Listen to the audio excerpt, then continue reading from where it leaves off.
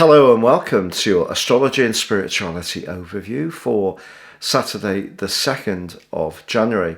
Do you know, there's something absolutely thrilling today. We have a grand fire trine between the Moon in Leo, Venus in Sagittarius and Mars in the sign of Aries.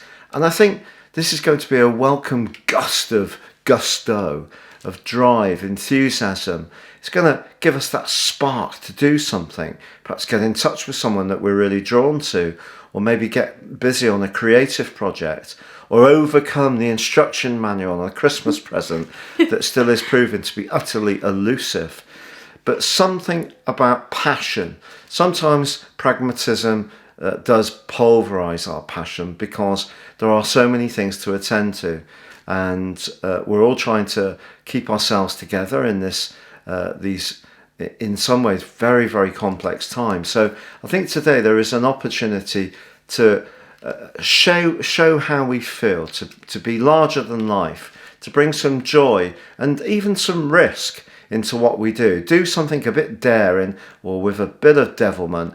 And even if it doesn't quite turn out as we want, at least we can gain a lot of satisfaction from just going for it. So that's the energy I get from the astrology today. Oh, I really, really love that. Today we're using the Soul Purpose Oracle cards.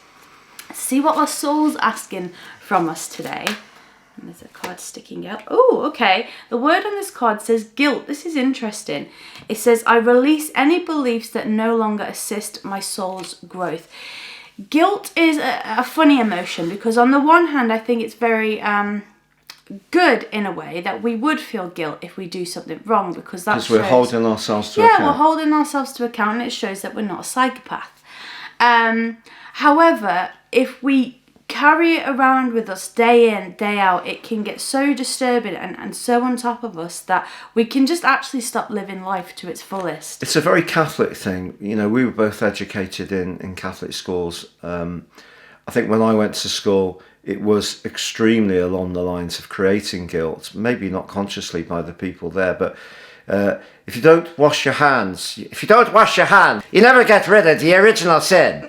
You know, we used to get things like that all the time, you know, and you'd go around feeling really, really guilty. Yeah. And I think people who went to Catholic schools of my generation and older would really be able to relate to that. Yeah, I don't think we had it that much in sort of my generation, but I do remember when I was in primary school, I went to a few primary schools, but one of them I went to, they really didn't like me writing with my left hand and really tried to force me to write with my right because it was like the devil's hand or whatever.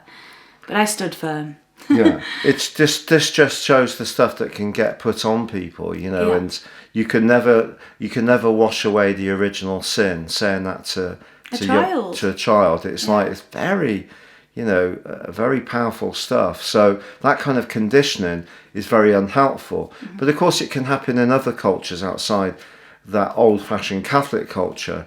I happen to think the Pope. You might profoundly disagree with me, but I really like this current Pope. Yeah, you know, who am I to judge gays? Mm-hmm. Now, if you're gay, and personally, I'm very much into equality, you might find his comment actually still insulting.